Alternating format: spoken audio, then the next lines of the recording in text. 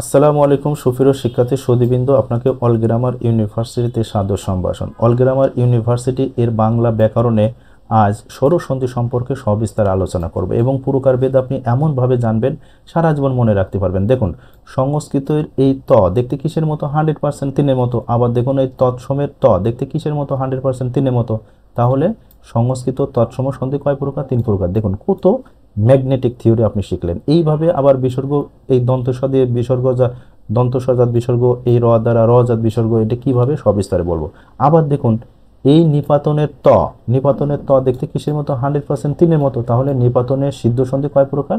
3 প্রকার। দেখুন আপনার দেখা মাত্রই অক্ষর দেখে আপনি পুরকারভেদ আলোচনা বুঝতে পারবেন। এবং এই স্বরসন্ধি আপনি শুধু বোঝা না, এর গ্রামাটিক্যাল অনেক আইটেম আপনি জানতে পারবেন এবং সেই সাথে আপনি স্বরসন্ধি নিয়ে পাণ্ডিত্য অর্জন করবেন। এবং ভীষণ মনোমুগ্ধকর এক ভিডিও দেখতে চলছেন আমাদের এই ইউটিউব চ্যানেলের মাধ্যমে, অল গ্রামার ইউনিভার্সিটি। আপনাকে হাতে কলমে স্বরসন্ধি এবং বিশুদ্ধ বানান এবং আপনি যে কোনো কঠিন বানানকে সন্ধির মাধ্যমে আপনি বিশুদ্ধতা আনতে পারবেন এবং জটিল শব্দকে আপনি সহজভাবে উপস্থাপন করতে পারবেন, সেই প্রত্যাশা রাখি। আর আপনারা এই পাঠ অনুসারে আমি পাঠ দেখাবো, পুরো পাঠ দেখুন। সন্ধি, স্বরসন্ধি, ব্যঞ্জন সন্ধি, বিসর্গ সন্ধি এই একটাই প্লে লিস্টে আসবে। আপনারা সুন্দরভাবে দেখুন এবং আপনার সর্বোচ্চ জ্ঞান অর্জন করুন, সেই প্রত্যাশা রাখি। সুপ্রিয় বন্ধুরা, আমি এই স্বরসন্ধির 3টা অংশ অর্থাৎ স্বরসন্ধি, ব্যঞ্জন সন্ধি এবং বিসর্গ সন্ধি টোটাল বোঝানোর আগে এই স্বরসন্ধির সঠিক প্রকারভেদ বোঝায়, একটু খেয়াল করুন। আর এখানে সন্ধির সংজ্ঞাটা দেওয়া আছে, সন্নিহিত দুটি ধ্বনির মিলনের নামই সন্ধি। এখানে অর্থগত সংজ্ঞাটি আপনি মনে রাখতে হবে। এই যে সন্নিহিত মানে কি? সন্নিহিত মানে হলো পাশাপাশি। আবার এখানে দুইটি মানে কি? দুইটি। আর ধ্বনি বলতে ধ্বনি, এখানে কিন্তু বর্ণ নয়। তাহলে আপনার আর মিলন মানে কি? সংযোগ। তাহলে এই যে সংজ্ঞার ভিতর যে কথা আছে, সন্নিহিত দুটি ধ্বনির মিলনের নামই সন্ধি, মানে পাশাপাশি দুটি ধ্বনির সংযোগের নামই সন্ধি। এইভাবে আপনি নতুন করে শব্দের ব্যাখ্যা দিয়ে নতুন আপনি সংজ্ঞায়িত করতে পারবেন। তাহলে দেখুন সন্ধির সঠিক প্রকারভেদের বিশ্লেষণ। মূলত হলো সন্ধি হলো 2 প্রকার, এটা প্রথম মনে রাখবেন। একটা হচ্ছে বাংলা সন্ধি, বাংলা সন্ধি 2 প্রকার। একটা হচ্ছে স্বরসন্ধি, এই স্বরসন্ধি আবার হলো 1 প্রকার। একটা হচ্ছে স্বরের সাথে স্বর যুক্ত হয়।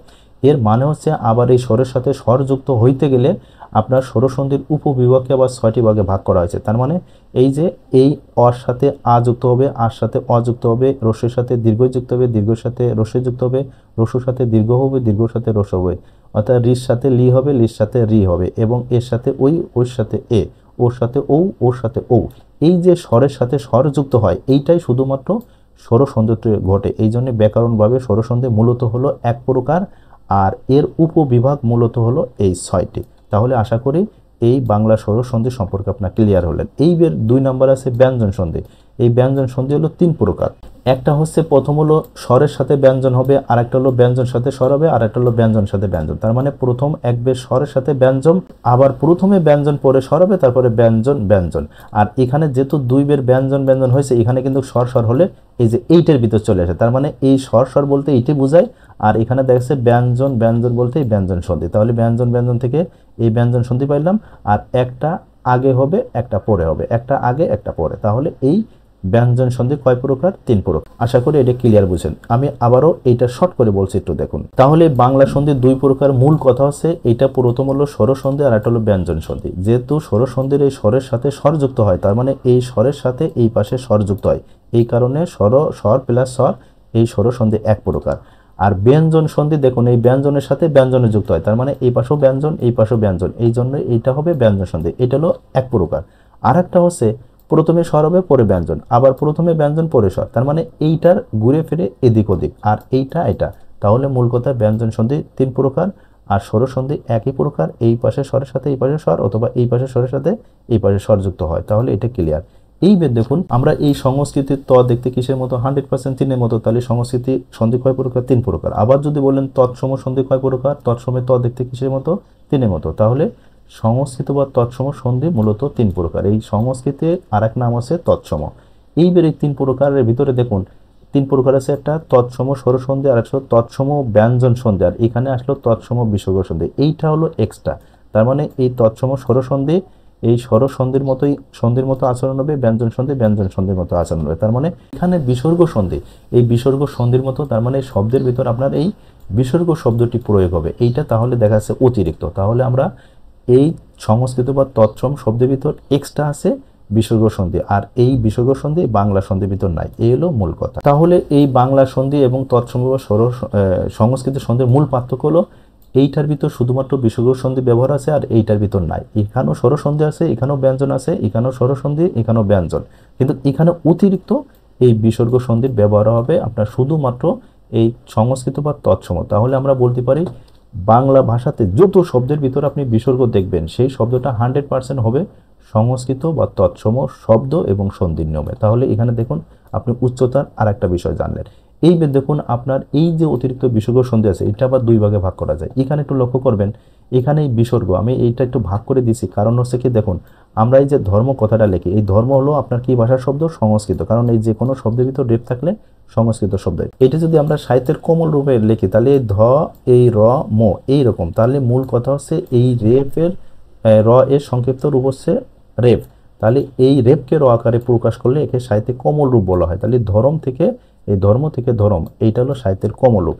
তদ্রূপ এখানেও আমি ব্যাখ্যা করার জন্য এই বিসর্গ এই যে রেপটা আছে এই রেপটাকে মূলত র অক্ষরে ব্যবহার হয়েছে। তাহলে আমরা মূল শব্দ পাইলাম বিসর্গ, এই একটা দন্ত স পাইলাম, এই দন্ত স দ্বারা দন্ত স জাত বিসর্গ এক প্রকার পাইলাম, আর এখানে যে অতিরিক্ত রেপ থেকে র বের করলাম তাহলে আরেকটা পাইলাম কি র জাত বিসর্গ। তাহলে আমরা মূল কথা হলো এই বিসর্গ শব্দ দিয়েই বিসর্গ সন্ধি দুই প্রকার, একটা হলো দন্ত স দ্বারা দন্ত স জাত বিসর্গ আর র দ্বারা এই র জাত বিসর্গ। এখানে মজার ব্যাপার হলো মূল শব্দের শেষে যদি দন্ত স থাকে এই দন্ত স বিসর্গ রূপান্তর হলে এইটাকে বলা হয় দন্ত স জাত বিসর্গ। যেমন পুরুষ মূল শব্দ এর হলো পুরো, শিরস হলো মূল শব্দ হয়ে গেল এই শিরো, এইটা হলো একে বলা হয় দন্ত স জাত বিসর্গ। আর মূল শব্দের শেষে যদি র থাকে দেখুন অন্তর, এই অন্ত বলে তেমন কোনো শব্দ মনে হয় না, কিন্তু মূল শব্দ হলো অন্তর। তাহলে এই অন্তর থেকে অন্ত হয়ে বিসর্গ রূপান্তর হলো একে বলা হয় র জাত বিসর্গ। তো তদ্রূপ পুনর এই শব্দের শেষে র আছে, এই রটা হয়ে গেল কি বিসর্গ, এই জন্য হয়ে গেল পুনর থেকে হয়ে গেল পুনর। তাহলে এই যে বিসর্গ যে রটা বিসর্গ হলো এইটাকে বলা হয় র জাত বিসর্গ। আর এই বিসর্গ সন্ধি মূলত সাধিত হয় দুইভাবে, একটা হলো প্রথম হলো বিসর্গ হবে এরপরে স্বর হবে, আবার বিসর্গ এরপরে ব্যঞ্জন হবে। তার মানে বিসর্গ সন্ধি বিসর্গ কথাটা আপনার সব সময় থাকবে, এই হলো মূল কথা। আর দ্বিতীয় একবার স্বর হবে আর একবার ব্যঞ্জন হবে। এই যে এখানে দেওয়া আছে তত প্লাস অধিক, তার মানে প্রথমে বিসর্গ কথাটা থাকবে, প্রথম বিসর্গ থাকবে, এরপরে এই অটা বিদ্যমান থাকবে, এরপরে এই ব্যঞ্জন ধ্বনি আসবে। তার মানে প্রথম হলো আপনার বিসর্গ ধ্বনি বিদ্যমান থাকবে, এরপরে স্বরধ্বনি, তারপরে ব্যঞ্জন ধ্বনি। এইটা হলো বিসর্গ সন্ধি সাধিত দুইটা নিয়ম। আশা করি এটা ক্লিয়ার হয়েছে। পরেরটা দেখুন, এখানে মজার ব্যাপার, এই নিপাতনের সিদ্ধ সন্ধি কয় প্রকার? এই নিপাতনের ত দেখতে কিসের মতো? 100% তিনের মতো। তাহলে আমরা বলতে পারি নিপাতনের সিদ্ধ সন্ধি কয় প্রকার? 3 প্রকার। এটা মজার কথা মনে রাখুন, এই যে নিপাতনের সিদ্ধ যে 3 প্রকার, এর ভিতর একটা হচ্ছে নিপাতনের সিদ্ধ স্বরসন্ধি, নিপাতনের সিদ্ধ ব্যঞ্জন সন্ধি, আর একটা হলো নিপাতনের সিদ্ধ বিসর্গ সন্ধি। এই যে এই নিয়মটা দেখুন এই ভিতর আছে তৎসম স্বরসন্ধি, তৎসম ব্যঞ্জন সন্ধি, তৎসম বিসর্গ সন্ধি। তার মানে এই নিয়মটাই আলোচনা হয় কিসের ভিতর? সংস্কৃত বা তৎসম শব্দের ভিতর। তাহলে আপনার এই যে নিপাতন কথাটা দেখা যাচ্ছে এইটা মূলতই হলো আপনার এই নিপাতনে সিদ্ধ স্বরসন্ধি, এটা মূলত সংস্কৃতি নিয়মে ব্যবহার হবে। আবার নিপাতনের সিদ্ধ ব্যঞ্জন সন্ধি এটাও সংস্কৃত বা তৎসম নিয়মে ব্যবহার হবে। আর নিপাতনের সিদ্ধ বিসর্গ সন্ধি এটা তো 100% তৎসম এবং সংস্কৃত শব্দে ব্যবহার হবে। এইটার বিসর্গ মানে আলোচনা আপনার কিসের ভিতর হবে? এই তৎসম সংস্কৃত। যেহেতু তৎসম সংস্কৃত এই 3টা আলোচনা হয়, তার মানে এই বাংলার ভিতর এই নিপাতনের সন্ধির কোনো আলোচনা নাই। আশা করি এটা ক্লিয়ার বলছেন। যেহেতু যার ভিতর বিসর্গ থাকবে এবং বিসর্গর আন্ডারে যে প্রকার ভেদ থাকবে এইটাই মূলত হবে আপনার আলোচনা কিসের ভিতর হবে? এই তৎসম বা সংস্কৃত। তাহলে আশা করি আপনারা ক্লিয়ার হয়েছেন যে নিপাতনের সিদ্ধ কখনো স্বরসন্ধির ভিতর আলোচনা হয় না, ব্যঞ্জন সন্ধির ভিতর আলোচনা হয় না। এইটা শুধুমাত্র এই সংস্কৃতীয় সন্ধির এই বিসর্গের এই 3 কাঠামো অনুসারে এই নিপাতনের সিদ্ধ আলোচনা হয়। আশা করি ক্লিয়ার বুঝেছেন। এইবার আরেকটা গুরুত্বপূর্ণ দেখুন, আপনি কখন বুঝবেন যে নিপাতনের সিদ্ধ স্বরসন্ধি এইগুলো নিপাতনের সিদ্ধ স্বরসন্ধি? আমি এই সন্ধির গুরুত্বপূর্ণ আলোচনা আমি এখানে বেশ কয়টা এই নিপাতনের সিদ্ধ স্বরসন্ধি বোঝার জন্য আমি এখানে বেশ কয়টা ছন্দ আকারে 10-12টা শব্দ দেবো। ওইগুলো আয়ত্ত করলে আপনি এই দেখা মাত্র বুঝতে পারবেন এটা নিপাতনের সিদ্ধ স্বরসন্ধি। তদ্রূপ আমি এখানেও নিপাতনের সিদ্ধ ব্যঞ্জন সন্ধির বেশ কিছু সূত্র সহ একটা ছন্দ আকারে দেব। সেই শব্দ দেখার সাথে আপনি বুঝবেন যে এটা নিপাতনে সিদ্ধ ব্যঞ্জন সন্ধি। তারপর একটা নিয়ম এখানে আমি একটু বোঝাচ্ছি দেখুন। আর এখানে আছে নিপাতনের সিদ্ধ বিসর্গ সন্ধি। তার মানে যে শব্দ আছে এই শব্দের ভিতরে বিসর্গ থাকবে। এখানেও আমি একটা ছন্দ আকারে একটা চার্ট দেবো, আপনারা দ্রুতই এখানে চার্ট পাবেন। সেই চার্টের ভিতর আপনি ইজিভাবে বুঝবেন এটা নিপাতনের সিদ্ধ স্বরসন্ধি, এটা নিপাতনের সিদ্ধ ব্যঞ্জন সন্ধি, এটা নিপাতনের সিদ্ধ বিসর্গ সন্ধি। তবে এইটা আমি এই পাঠে সুন্দর করে আরেকটা তথ্য বোঝাই, একটু দেখুন।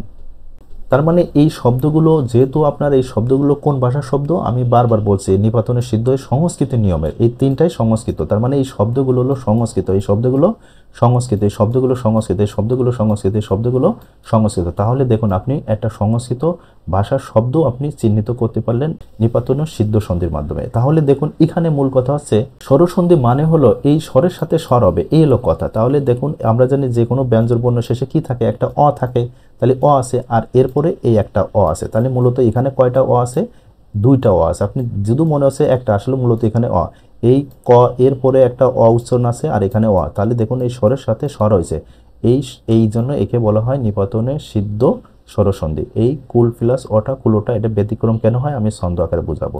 এখানে সবটাই একই নিয়ম। আবার এখানে দেখুন ব্যঞ্জন, এই যে খণ্ডত্ব, এই খণ্ডত্ব মূলত হলো কি হয়েছে ভালোভাবে খেয়াল করুন।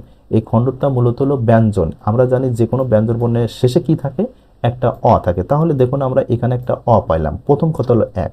আবার এখানে প্রথম হচ্ছে প, তাহলে এখানে মূলত হচ্ছে প, তাহলে এখানে কিন্তু অ না। আমরা জানি ব্যঞ্জন বর্ণের শেষে প, এই প এর পরে একটা অ উচ্চারণ করছে, তাহলে দেখা যাচ্ছে এই অ এর আগে পয় আছে। তাহলে দেখা যাচ্ছে এখানে অ উচ্চারণ হচ্ছে, এখানে ব্যঞ্জন হচ্ছে। এই কারণে হচ্ছে ব্যঞ্জন, কারণ আমরা ব্যঞ্জনে কয় প্রকার নিয়ম অনুসারে জানলাম, এই যে এক সময় স্বর হবে এক ব্যঞ্জন হবে, এক সময় ব্যঞ্জন হবে এক স্বর।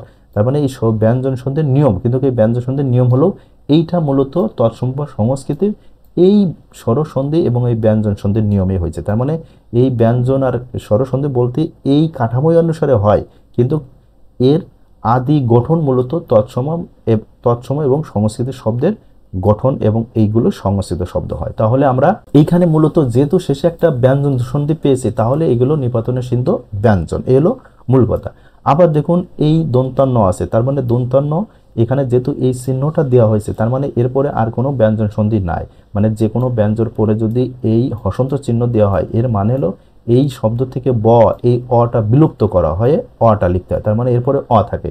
আর যেহেতু এরপরে এই হসন্ত চিহ্ন দেওয়া হয়েছে, যেহেতু এই দন্তান্নর পরে হসন্ত চিহ্ন দেওয়া আছে, তার মানে এরপরে যে অটা আছে সেইটা লেখা হয়নি, তার মানে মূলত এই দন্তান্ন ধরা হয়েছে। তাহলে এই দন্তান্ন এই প, তার মানে এই ব্যঞ্জন এই ব্যঞ্জন, তাহলে ব্যঞ্জন ব্যঞ্জন হয়েছে এই নিপাতনে সিদ্ধ ব্যঞ্জন সন্ধি। আর এই শব্দগুলো 100% সংস্কৃত শব্দ। এখানে দেখুন এই নিপাতনে সিদ্ধ বিসর্গ সন্ধি চিনার খুব সহজ এবং খুবই ইজি একটা শব্দ। শব্দের ভিতর এই বিসর্গ থাকবে, এই শব্দের ভিতর কি থাকবে, বিসর্গ থাকবে। এই শব্দের ভিতর কি থাকবে, বিসর্গ।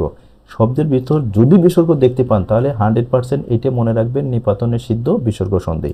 এই নিপাতনের সিদ্ধ বিসর্গ সন্ধি আর আপনার এই তৎসম বিসর্গ সন্ধির ভিতর পার্থক্য একটাই, এই শব্দের ভিতর দৃশ্যমান বিসর্গ ছড়া থাকবে, দৃশ্যমান বিসর্গ, দৃশ্যমান বিসর্গ। যদি আমি বলি মনোযোগ, ভালো একটু খেয়াল করুন, এই যে মনোযোগ কথাটা লিখলাম, তাহলে দেখুন এই মনোযোগ শব্দের ভিতর কি সরাসরি বিসর্গ কথাটা আছে, নাই, সরাসরি এই শব্দের ভিতর বিসর্গ নাই। এইটার মানে হচ্ছে এই মন দিয়ে বিসর্গ দিয়ে প্লাস যোগ, মনোযোগ, এলো মূল কথা। তাহলে দেখুন আমরা মূল কথা কি পাইলাম, যদি একটা শব্দের ভিতর সরাসরি বিসর্গ পায়, সরাসরি বিসর্গ পায়, সরাসরি বিসর্গ পায়, তাহলে এটার নাম হবে নিপাতনের সিদ্ধ বিসর্গ।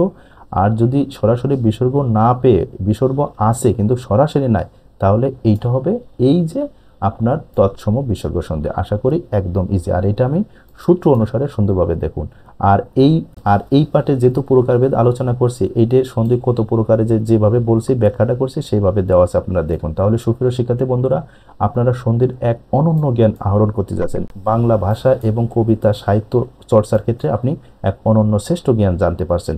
এবং পাঠ আপনি দুইয়ে দেখুন সন্ধির 3টা প্রতীক এবং ব্যাকরণে ব্যবহৃত বহুল 6টি প্রতীক, এখানে অনন্য জ্ঞান আপনি জানবেন। এবং সন্ধি করার ক্ষেত্রে এই যে এই চিহ্নটাকে ব্যবহার করে যে অটা বের করতে হয়, কেন বের করতে হয়, এইটা সম্পর্কে আপনারা এই পাঠ সম্পর্কে পার্ট 2 অসাধারণ তথ্য জানবেন। এবং সেই সাথে যে আমরা বলি যে প্রায় বংশের লোক বাস দেয়, আসলে বংশের লোক কেন মানুষকে বাস দেয়, এই বাস থেকে বংশ কেন হয়েছে, তার এক অমায়িক ব্যাখ্যা এবং অসাধারণ তথ্য আপনারা জানতে পারছেন পার্ট 2। পার্ট 2 দেখার আমন্ত্রণ রাখি এবং পার্ট 1 শেষ করছি। আপনারা সুস্থ ভালো থাকুন, আল্লাহ হাফেজ।